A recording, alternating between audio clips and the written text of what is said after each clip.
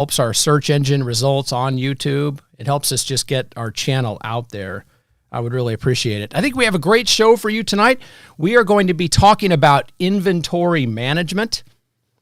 Now, before you disconnect, before you say inventory management, oh my God, I'm out of here. Before you do that, let me tell you why it matters.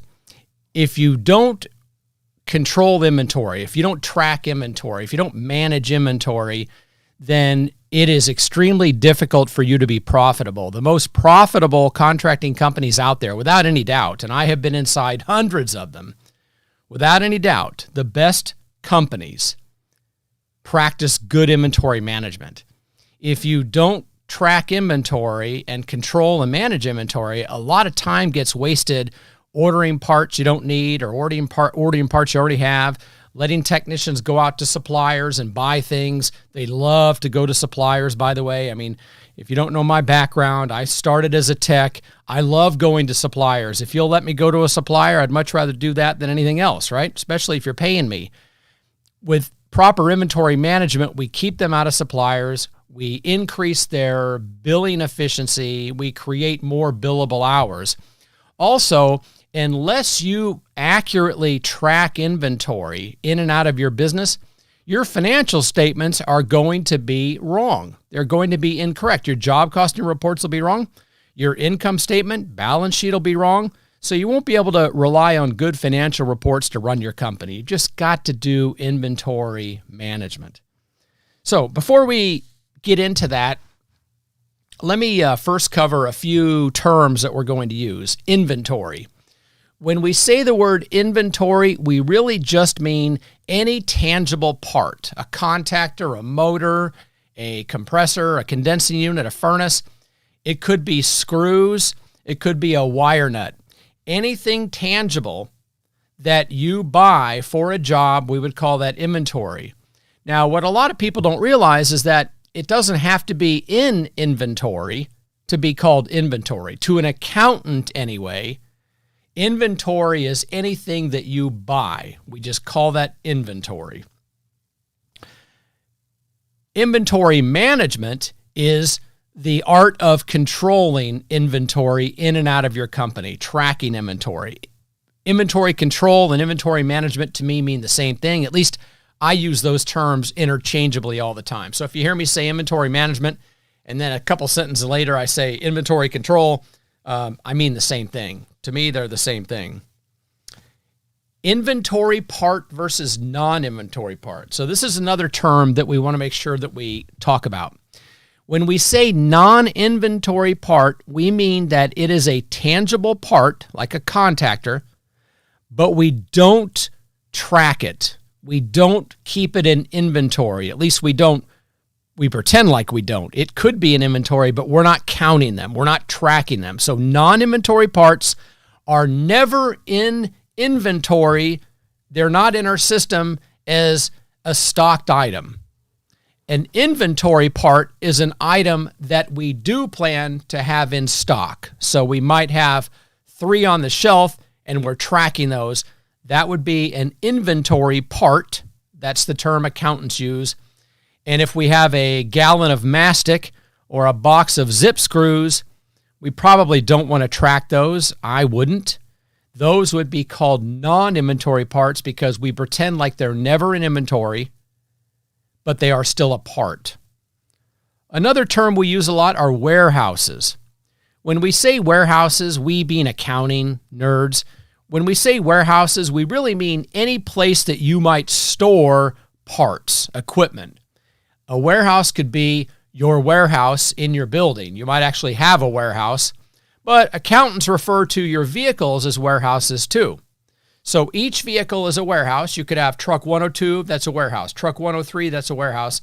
And then you could have a warehouse or 2 or 3 in your building or buildings. Those are all warehouses. We would give them all separate names, of course.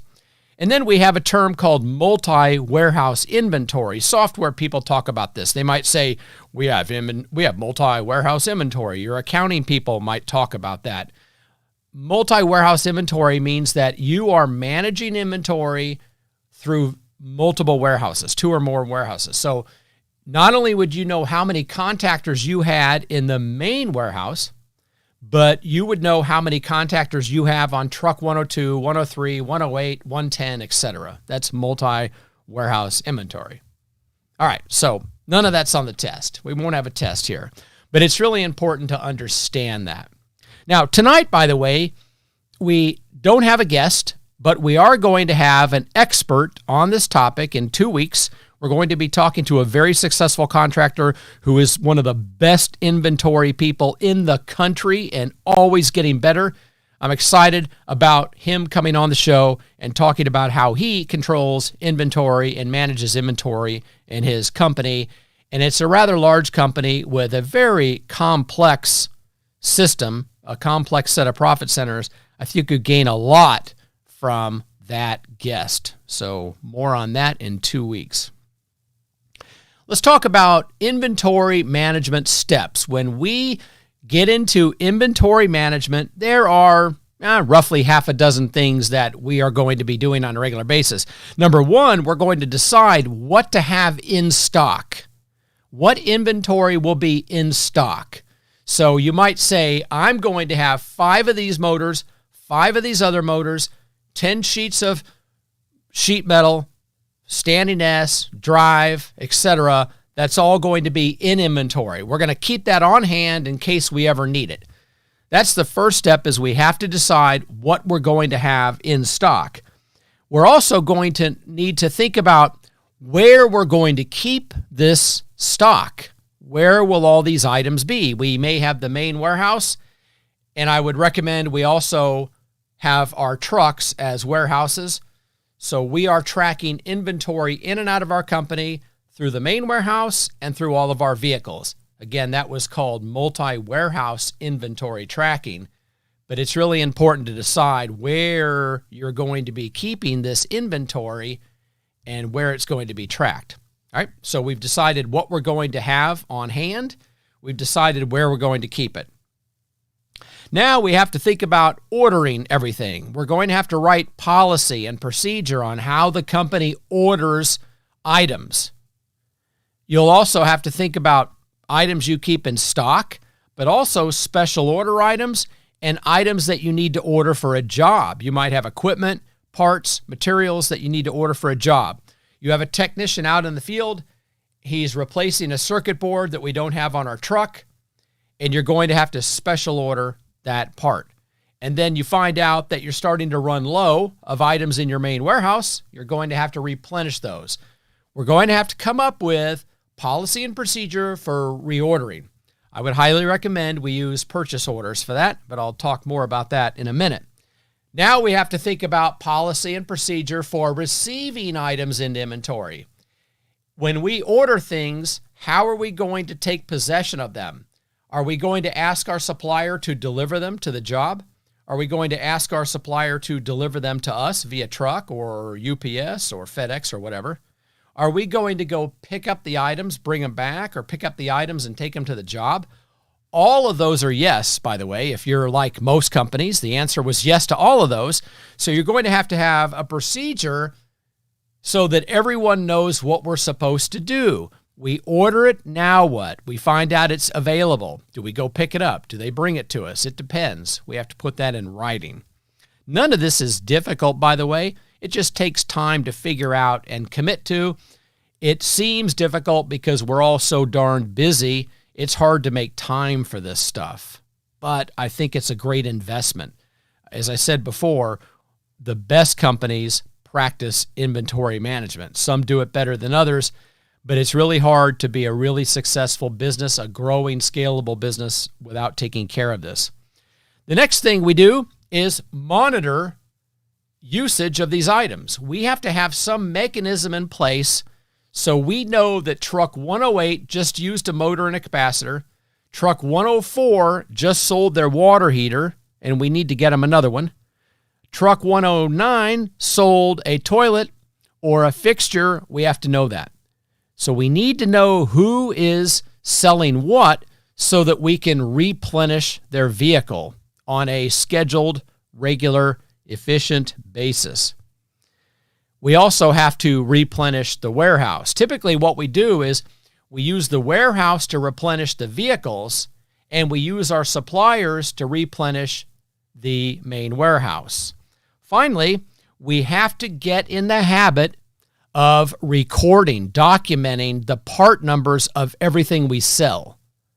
This can be challenging depending on your people, but it's a habit, and it takes a while to get in the habit.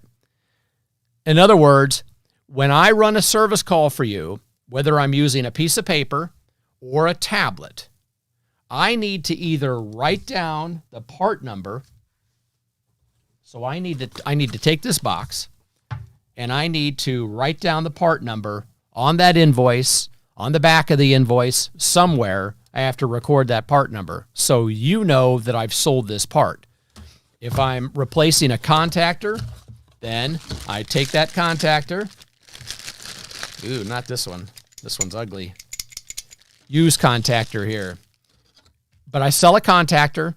I take it out of the box. I save that box so I can get that number off of it. Or, again, it depends on your system. If you have a tablet like this one, then you might use the tablet to scan the barcode into your software. The tablet doesn't have to have a barcode scanner. It can use the camera. But you've got to get the part numbers on some document so that the warehouse manager, whoever's in charge of replenishment, knows that you sold the item and we can get you another one.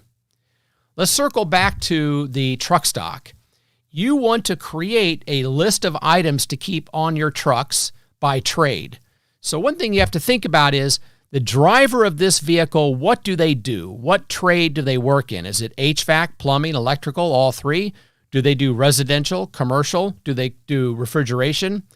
Whatever they do changes the way you stock their vehicle, of course. We don't want to stock every vehicle the same. It's important to shoot for a whole week, usually a couple extra days, but you want an entire calendar week, 7 days of inventory on that vehicle, and you want to have the right parts 95% of the time. If you ran 100 service calls, you only want to go to a supplier 5 times. 5 out of 100 would be best in class, and I promise it's doable. The man that'll be on here in 2 weeks will tell you that's doable because he does it. It is pretty easy to create a list of items that you want to put on your truck, but it will take 5 or 6 generations of that list, fine-tuning that list to get to the point where 95% of the time you have what you need and you can perform a one-visit demand service call. One visit, that's important. They need a water heater, one visit. They need a toilet. They need a fixture, one visit. They need a fan motor, an evaporator coil cleaning, whatever. One visit as much as possible. Inventory management allows you to do that much more than a company that's not controlling their inventory. Another thing we have to think about is getting technicians special order parts. So the technician doesn't have everything they need. 5 out of 100 times or so, they're going to need to go get a part or contact the office to get a part. I would prefer that you always have them contact the office. Who? The parts manager, warehouse manager, whatever you call them. So the technician needs a part. They contact the parts manager and they say, hey, I need this circuit board, this pillow block bearing assembly, whatever it is, for my service call. What do you want me to do? I'd like the technician to create a purchase order in their mobile device if they can. If that's not possible, then they would ask the office for a PO number and they would write that PO number down on their paper invoice. If you're still using paper, you'd write a PO number on that invoice. The parts manager will decide what to do from that point. The parts manager might say, go ahead and go out to XYZ Supply and pick it up. Or they may say, why don't you go ahead and clean that evaporator coil, pump down the system, and we're going to bring you the part. If that's not possible, there's no other work, then you might say, the parts manager might say, go on to your next call. We're going to get the part and drop it off at that house for you. And if their next call is closer to you, then you drop it off to their vehicle. Either way, what you're trying to do is increase billable time, keep that guy billing. If he's not billing, he's chilling, as somebody once told me years ago. If he ain't billing, he's chilling. And so that the guy I apprentice under, that's what he always drove home to us. If we weren't billing, we were chilling, and no one wanted to be chilling around this guy. So it's really important to keep these people billing and not chasing parts. So special order parts, you've got to, you the technician, you've got to contact the parts manager, the warehouse manager, whatever title you decide to give them. So the decisions that you need to make when you're thinking about inventory management, and by the way, your questions, comments are welcome. Just use the chat window. If you'd like to ask me anything, I'll address those. The decisions that you want to make is, what are we going to keep in our main warehouse and what are we going to keep in all of our vehicles? We need to decide what we're going to track. So what is going to be a non-inventory part and what is going to be an inventory part? Let's talk about this a little bit, and I want to talk a little bit about the accounting involved. When you decide it's a non-inventory part, that means that you might have it on hand. It might be in stock, if you will. But the software doesn't know it. Your accounting system doesn't know that it's in stock, that you actually have it. You would know because you could go look at it. And what's an example? It could be adhesive, pipe dope, electrical tape, wire nuts, zip screws. I'm sure you can think of a million others. But it could also be small parts. You might decide EMT connectors, copper fittings, gas pipe fittings, and things like that. You may decide you're not going to stock those, or, pardon me, you decide you're not going to track those. You might stock them, but you're not tracking them. So how would you know how to reorder those? You would take a physical count. You would go look inside of bin A5, and you would count how many 90-degree half-inch black L's you have and say, oh, we're missing 3. We need more of them, and you would order them. One advantage of tracking them, of course, is your software could tell you that you're running low. But it's perfectly acceptable to make a decision on the items that you don't think are worth counting. Now, as time goes on, you'll discover that counting these things is not as hard as it seems because your software is keeping track of it and doing it really well once your staff is in the habit of documenting those item numbers. Now, this box is not so hard. A motor box is not so hard.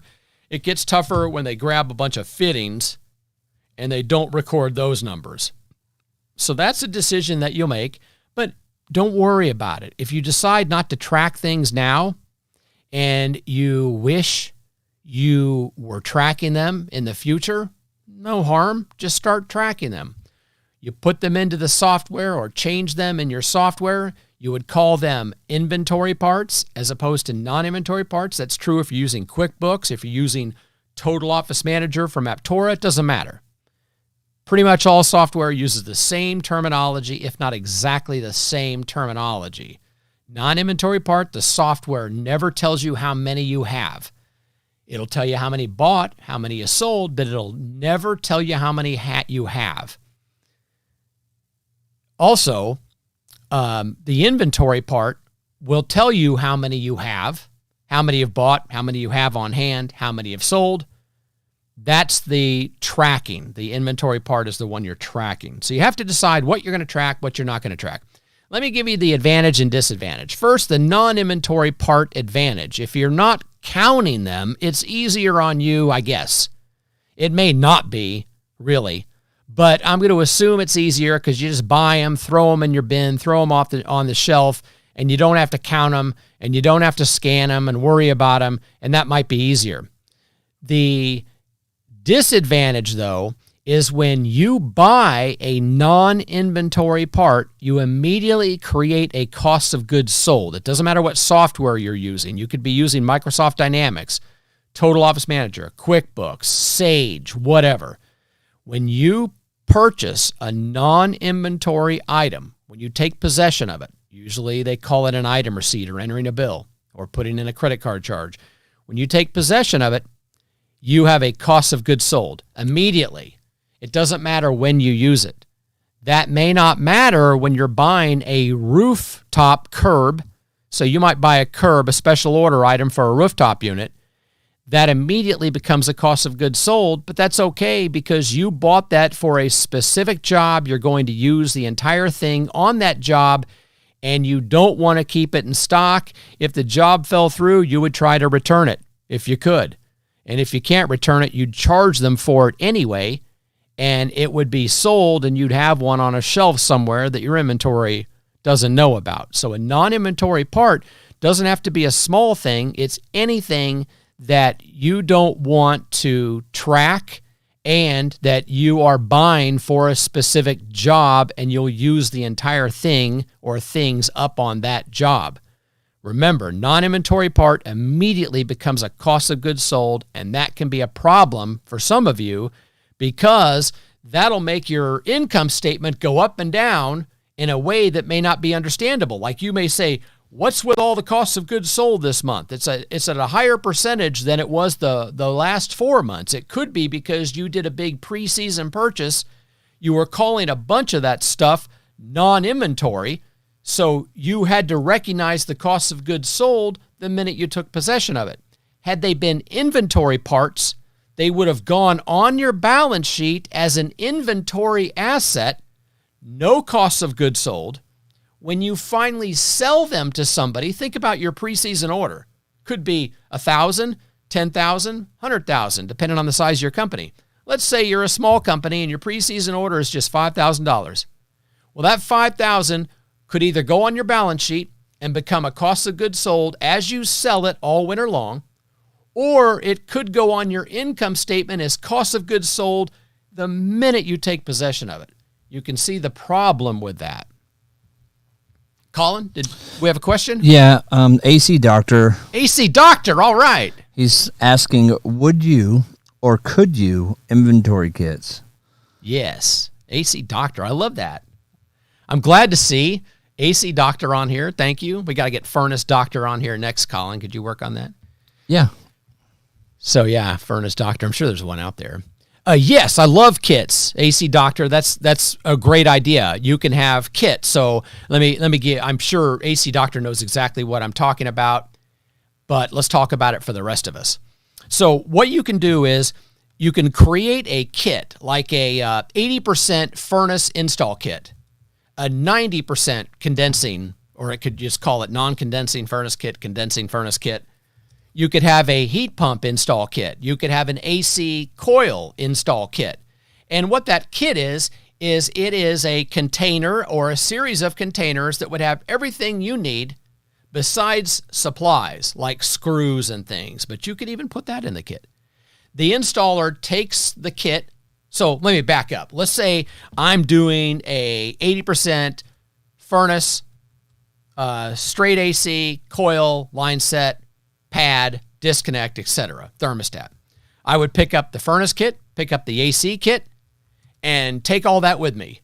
I would use everything that I needed on that job, and I would bring back the kits, the containers, for restocking. The person restocking the kit would then notice what's missing, right? Oh, the disconnect's missing. The Rubitex is missing. The Seal Tight's missing. And that's how we take that out of inventory. That's how it becomes a cost of goods sold. Or at least, if you're not doing inventory tracking, at least we put everything back and give it to the next installer. Now, you could even do this with other trades or profit centers, departments like demand service, HVAC. You could try to put their entire vehicle stock in a series of containers, and at the end of the week, they turn in the kits, the containers, to get new containers from you. In fact, our guest in 2 weeks does just that, and I was a little surprised he had such good luck with it. I'm used to the install kits, but I wasn't really used to thinking about, in fact, I hadn't really thought at all about having demand service kits because I just didn't think you could pack that much into these containers, but they have done it, man. They are very organized. They have well, I'm not going to tell you too much about it. I'll let him tell you about it. But yes, I think AC Doctor kits are fantastic. It's a great idea. All right. So where was I? The decisions to make, we have to think about remember, we have already thought about what we are going to buy and have in our trucks and have in our main warehouse. The next is really an accounting decision, and that is, what are we going to track as far as it's on the shelf, we've used it, so we're counting the quantity on hand, and what are we not going to track? If we're tracking on hand how many we have, it's an inventory part. If we don't want to track how many we have, like small fittings and hardware, it's a non-inventory part, almost regardless of any program. Every program I've seen use the same terminology. Another thing that we have to do is make a decision who can access our inventory. Of course, if we're putting items in a truck, the driver, the operator, the technician is going to have access to all that. But what about the main warehouse? You might have one or two or more. If you're going to have effective inventory management, you have got to create a make-believe supplier within your building.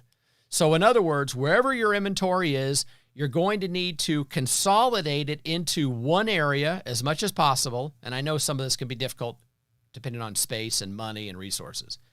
But as much as possible, try to consolidate the inventory all into one controllable place. Build walls around it.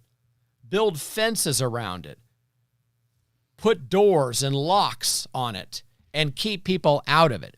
So again, picture you getting into the over-the-counter parts sales business, and people are going to walk up to your supply house and say, hi, I need a motor, I need a capacitor, I need an air cleaner, I need that furnace over there. They are going to have to deal with the counter person. In this case, it's your parts manager, whoever is doing this. Maybe you have a parts manager and maybe they have employees underneath them.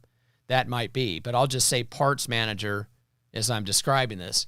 So in other words, if a technician needs something, if an installer needs something, they can't just go into your building, grab what they want, and leave. You might have exceptions for things that you don't care about, like adhesives, screws, certain hardware, things like that. But as long as you're going to have somebody in control of this make-believe part supply house, then why not have them go through that person for everything, at least as much as possible? And again, I'm from the real world, right? I didn't learn this in college. I learned this doing it. I know not everything is possible, but you got to limit access. That's really the bottom line here, is you need to limit access so that things don't just disappear. And I'm not suggesting they're always stolen. I just mean that things disappear. People come and grab stuff. They might forget they grabbed it. They certainly forget to write it down. You can have a little sheet, next to the door, and they're supposed to write it down. But that doesn't happen. So you have to limit access. That right there is not difficult, but that usually takes the most time. When I'm working with people that are creating an inventory management system, that part takes the most time. You want to, in this main warehouse, you want to build shelves. The shelves need to have bins, or you can use boxes or tubs of any kind. One thing that you might want to do, you can grow into it if necessary, is number your bins. So you might have a shelf, and that shelf is A. And then at the top shelf, that could be, say, 1. So A1.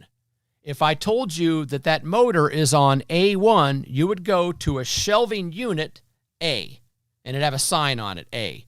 And you would go to shelf 1, which maybe they start at the top, 1, 2, 3, 4, 5.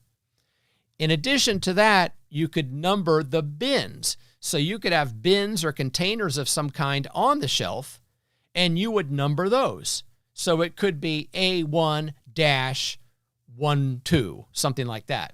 If you watched last week's show, you might remember Eric, who came on and talked about inventory management in his company. He's just getting started. He just built the warehouse. He's created all these stock lists, decided what's an inventory part, non-inventory part. He said it's increased their efficiency immensely, even though they're not completely finished with it. One great thing that he did is he went in to each vehicle and put in bins and labeled them so they all look the same. All the vehicles are the same.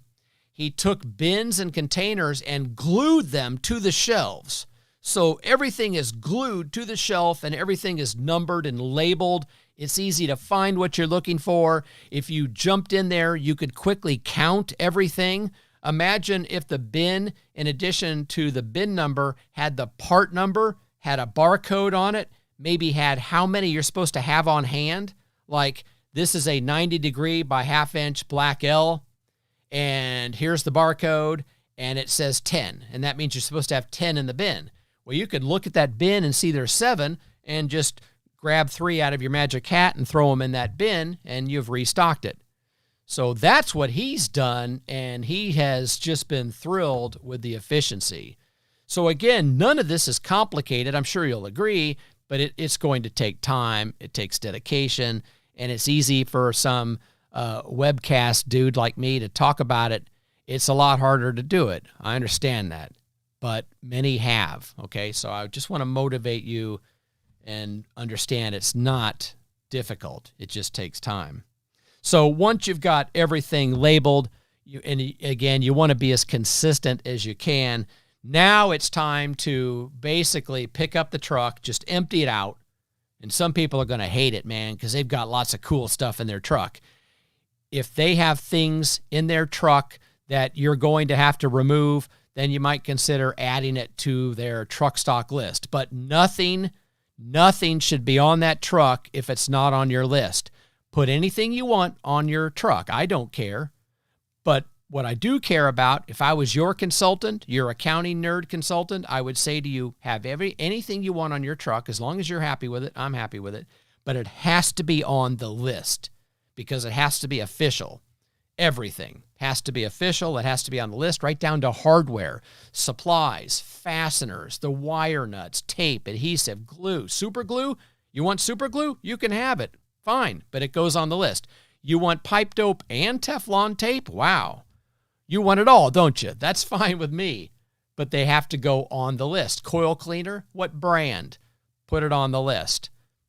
Brand you don't have to worry about so much unless it's a different chemical composition and it's important. Like in California, you can't use certain cleaners under certain circumstances. That's when we would specify maybe the brand or specifically the type. So you get the idea.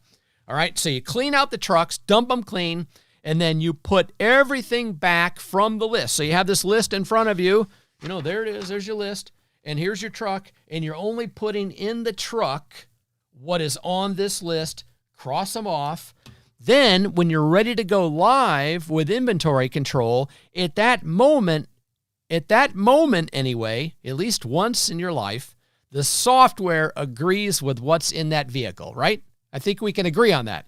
At this moment, your software or your manual system would agree with what's in that truck. So all of our trucks, imagine if you have 5 trucks, 10 or 50, at that moment, the software would know exactly what's on the truck and it would be 100% accurate. Now, from every day on, it gets worse. I'll admit that. From every day forward, every service call, potentially, it gets a little worse, right? Things get out of whack.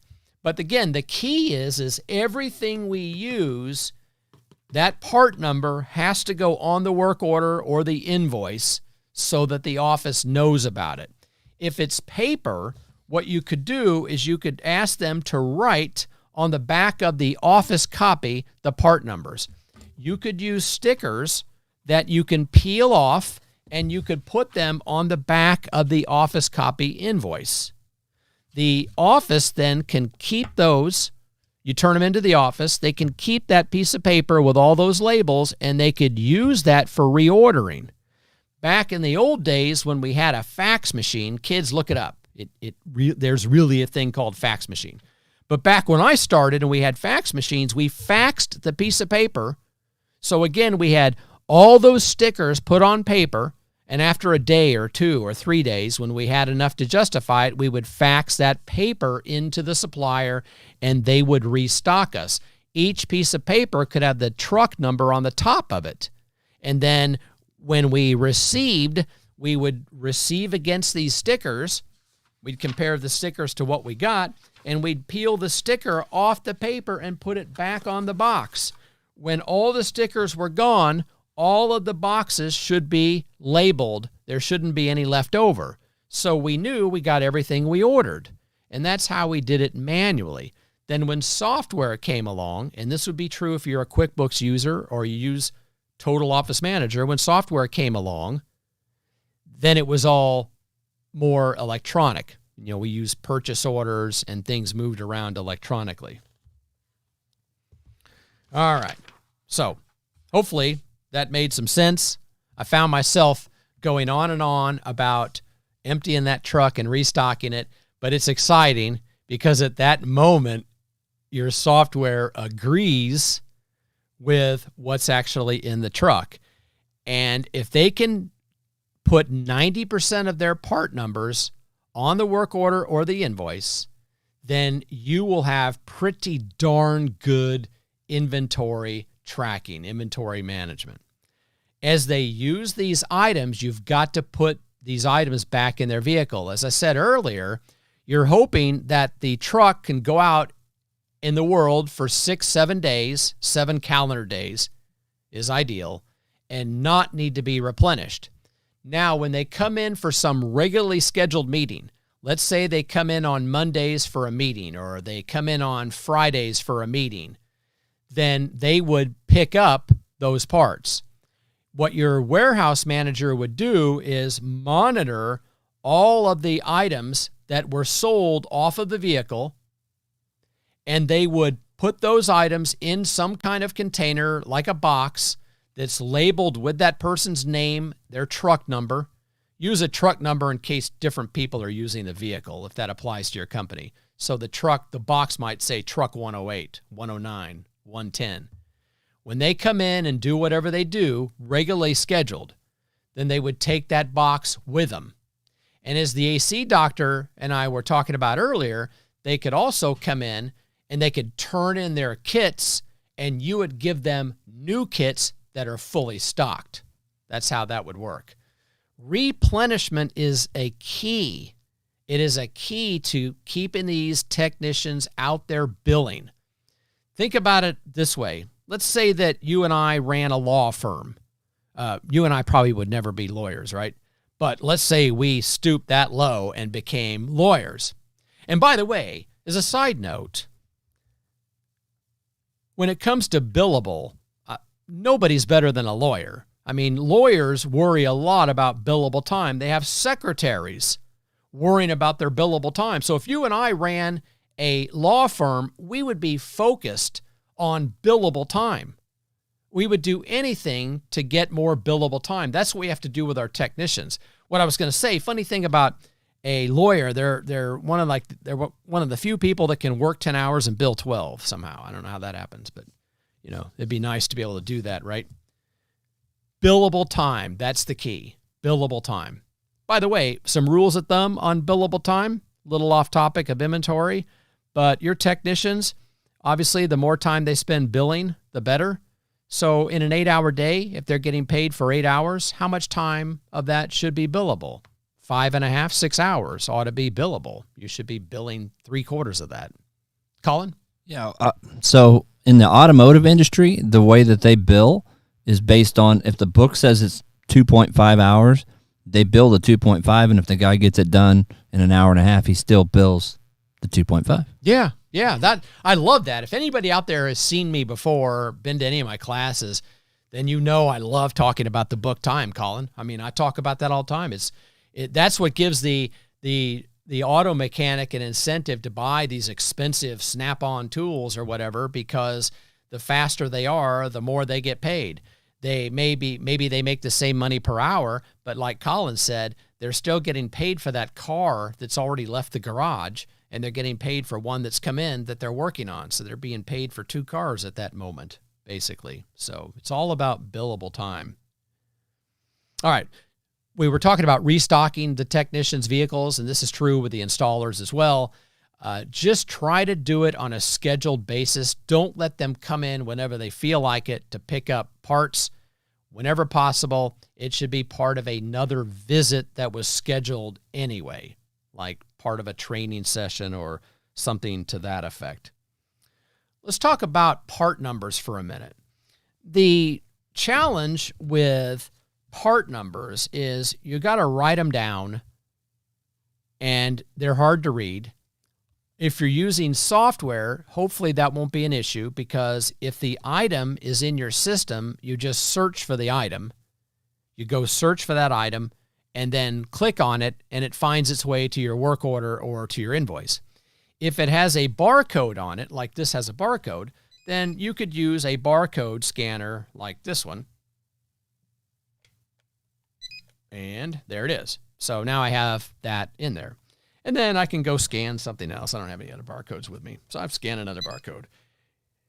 So I use a contactor. I use a capacitor, a motor, a capacitor mounting kit.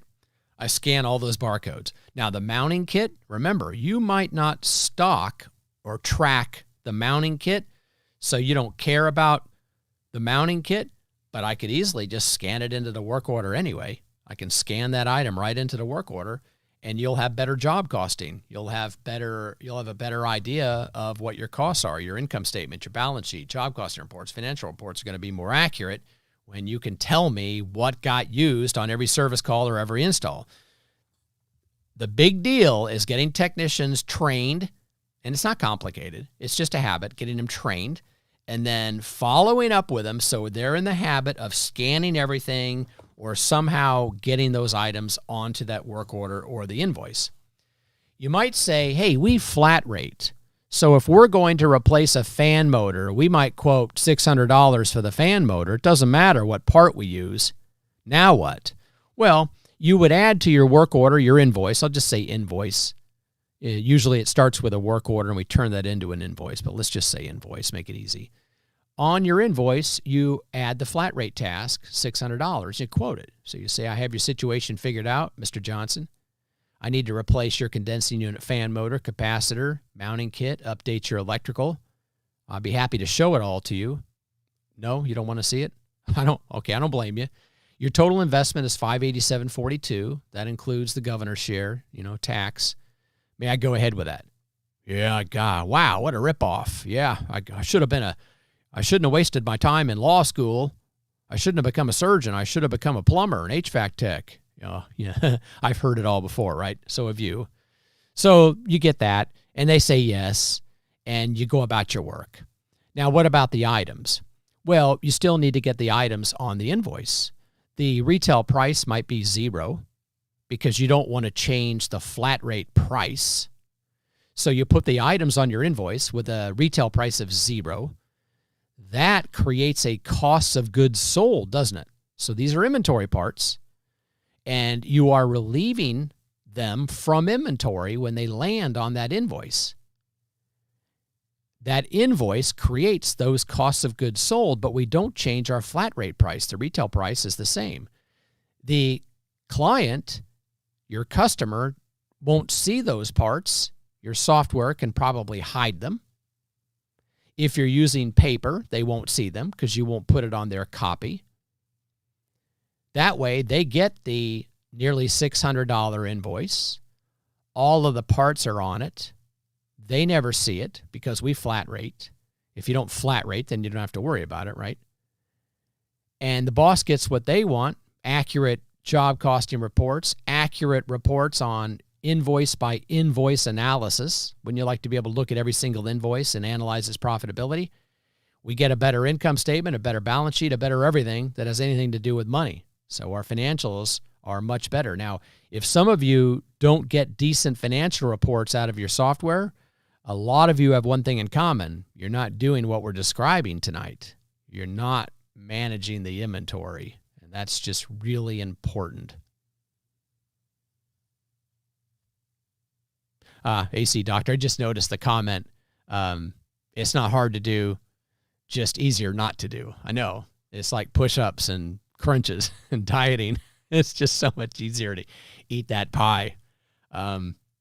Yeah, so I'm with you. I totally get it.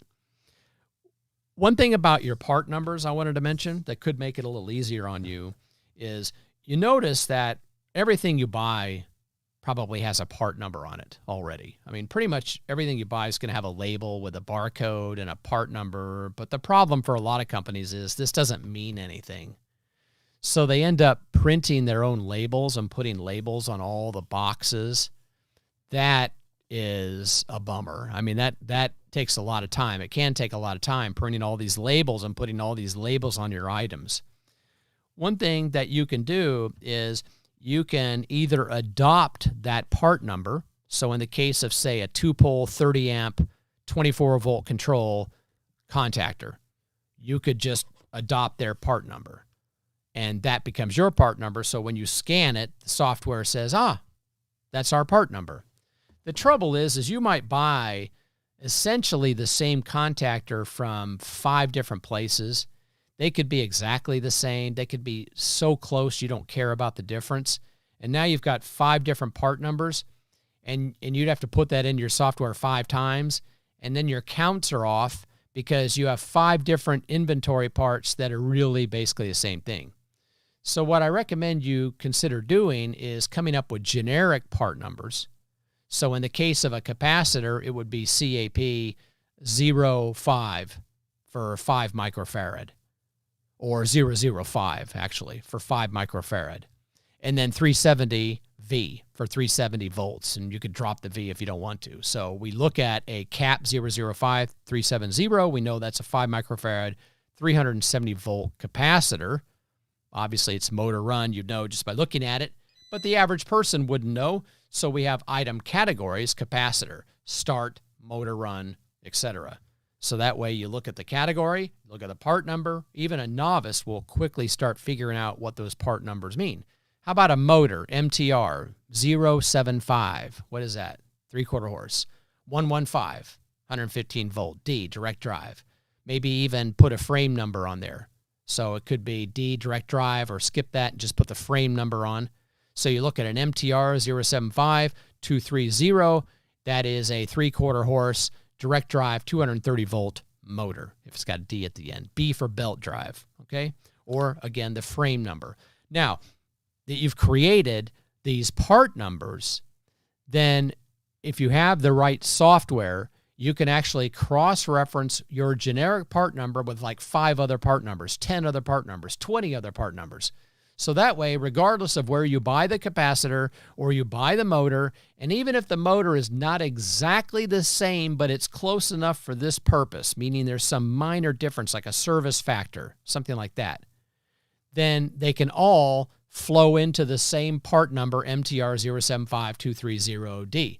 Now, what that does for you is it allows you to scan whatever barcode happens to be on this box, and it could be one of 17 different part numbers, and your software would be able to know, hey, all of those are an MTR 075230D.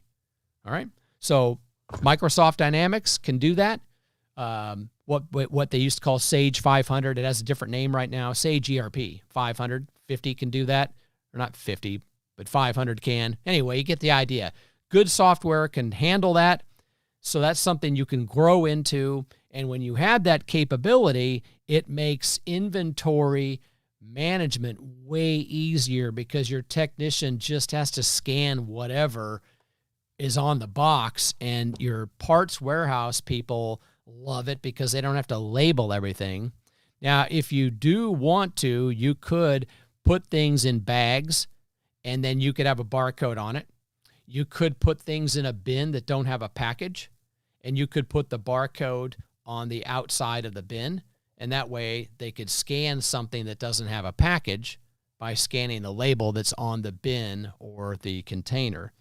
And that's the trick, really, to getting technicians to record those parts.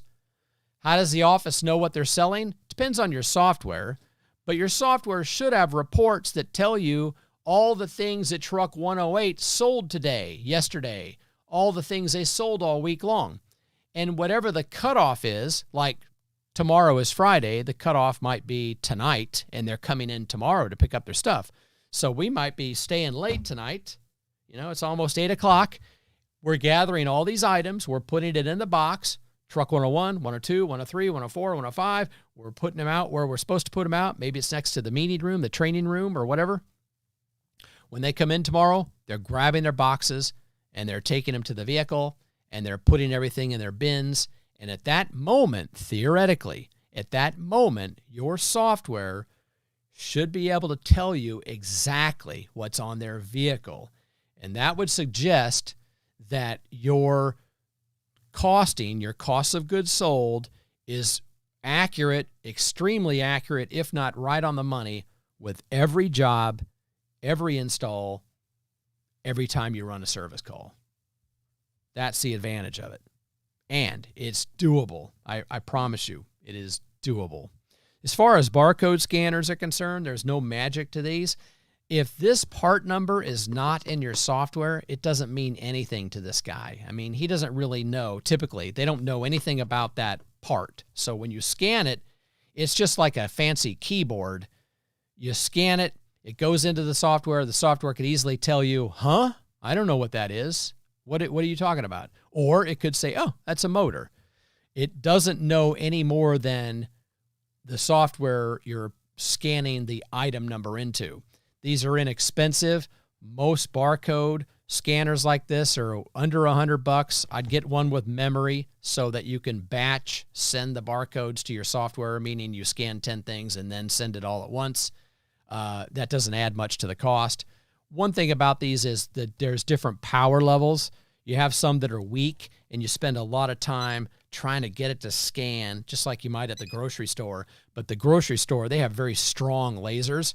So if you have an option, and it's not a lot more, try to get one with a stronger laser. This one's pretty good. Some of them are really good at picking up barcodes that are damaged and dirty, which is reality, right? So no trick to that. Pretty much any modern scanner is going to be able to scan a barcode. And when you scan it, it either goes straight into the item number lookup field, or it's put in memory and you push a button or scan a special barcode that you would have with you, and it tells it, hey, send all these items at once. Also, your mobile device, like this tablet right here, I have software, proprietary software on it for running service calls. When I want to enter a part number, I don't have to do it with my fingers. I just hit the scanner button, the barcode scanner button, and the camera turns into a barcode scanner. It's not as fast as these, and it's not as good, but it's pretty darn good. If you scanned a lot, it's worth getting one of these to connect to your tablet. Otherwise, you don't even need one if you're using a tablet or a phone. All right. We do have a question. They're asking, do you have a recommendation on a particular barcode scanner that you like? Yeah, I wish I knew the model number, but if you go to Amazon, you'll see, I don't want to plug them, Amazon. It's just, everyone's heard of Amazon, Walmart. But you can go to Amazon, eBay, and you can find barcode scanners. Look at the reviews, but you'll see this one. There are none like it.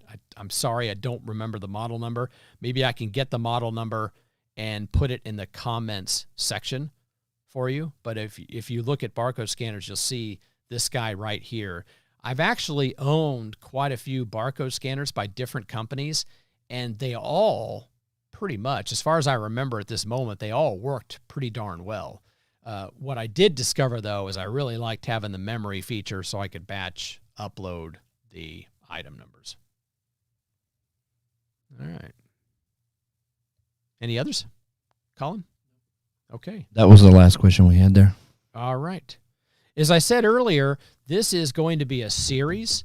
We're going to do at least two in a row, but we'll do more if we need to, talking about inventory management, because I really think that it's that important. A lot of times when people come to me, and by the way, I am a partner at an accounting firm, and I also run a software company that makes accounting software. I say that only to let you know, I get a lot of people who come to me and say, hey, if our tax return says I made $100,000, how come I don't have $100,000 in the bank? Or I just had a record-setting year with regard to sales. How come we didn't make any money? How come we make less money now than when I was a small company and only had 3 helpers? A lot of times what it comes down to, well, every time, it comes down to analyzing your financials, but your financials are anywhere from meaningless to nearly meaningless unless we know about the inventory. Because if you think about it, a lot of what you're selling is items. You're selling labor and stuff. I like to say it that way. If you'll let me say it like that. You sell 2 things. You sell labor and stuff. So stuff is anything that's non-labor. Well, all that stuff, inventory, is a huge part of your revenue. It's a huge part of your cost of goods sold. If you're not tracking it, then we can't figure out what's going on inside your company. It'd be like telling you it's okay to run a service call without a set of gauges. You don't need a set of gauges. Just hook that jug up to that hose and put some Freon in there, some refrigerant in there until it starts working better. You would never do that. If you're an HVAC person, you would never do such a thing. So that's what we're doing, though, when we're running our company without accurate financials, and we don't have accurate financials when we don't have inventory management, assuming that you sell stuff inventory. All right. That is it. I hope this was helpful. I'll look forward to seeing you in 2 weeks with our inventory guest, secret name, not going to tell you, because I may not like him in 2 weeks, and that way I could just switch person, and you guys would never know it. So if I get mad at him and don't want to talk to him anymore, I could just switch, and you guys wouldn't know it, so I'm not going to tell you his name. You have to let him know you're off next week, too. Yeah, next week I'm off. My wife had the nerve to buy cruise tickets for us. We're calling it the COVID cruise. We're going on the COVID cruise. So we're going on the COVID cruise, and we won't be around next Thursday, except, Colin, I might see if Thursday's available. I thought it'd be fun to do a live segment from the ship. Yeah, you could be the guest, and I could be the host. Oh, that'd be cool. You could sit right here, and we'd have to get a Colin to sit over there. Erica can sit over here and do this. Yeah, she could. I mean, it's so easy, and Erica could do it. Yeah. Really. I mean, that's easy. So if you could do it, she could do it. Exactly. A caveman could do it. So, yeah, if I'm available Thursday, and I don't know, but if I am, I thought that'd be fun to do just a live segment from the boat, from the ship somewhere. That'd be pretty neat. That would be cool. All right. Thank you, everybody, for joining us tonight. I appreciate you sharing your evening with us, and please hit subscribe, hit the bell, hit the thumbs up. I'm begging you. Thank you. Good night.